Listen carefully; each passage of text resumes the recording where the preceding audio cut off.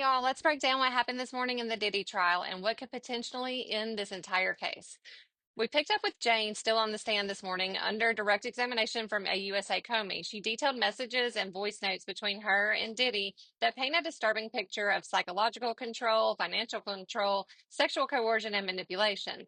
She testified about being flown to New York where she believed she would spend one-on-one time with Diddy, but was instead pressured into sex acts involving entertainers like Sly. This seems like a very common occurrence with them. She told him, I'm not a porn star. This is desensitizing sex for me. And even said, it's been 3 years of me having to strangers. Now, why does this even matter? The prosecution is using her testimony to show a pattern, not just a messy relationship, but organized exploitation involving assistants, security, and entertainers across cities and states. That's what RICO is about, a criminal enterprise. They even played a voice note from Diddy where he says, this is a true open relationship. Why do you have to make it a problem? Meanwhile, Jane explains that she felt coerced, used, and emotionally drained. She said when she read Cassie's lawsuit, it was like reading her own story.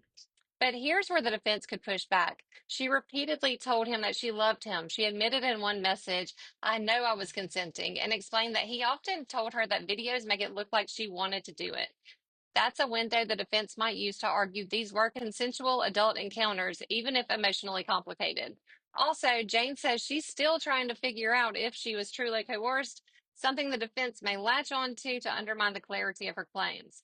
If it even matters, since the defense is now demanding a mistrial, saying that another witness, Brianna Bana, committed perjury. They said she testified that Diddy dangled her off of a hotel balcony in LA in September of 2016. But the problem is, Diddy's team says that he was provably in New York that entire week, and hotel records support that. They're accusing the prosecution of knowingly letting her lie under oath, and that is serious. If the judge agrees that this was intentional misconduct, the entire case could be thrown out. The judge said he'll rule on the mistrial motion tomorrow, but right now, court is at lunch and the prosecution plans to wrap up their direct of Jane by the end of the day today.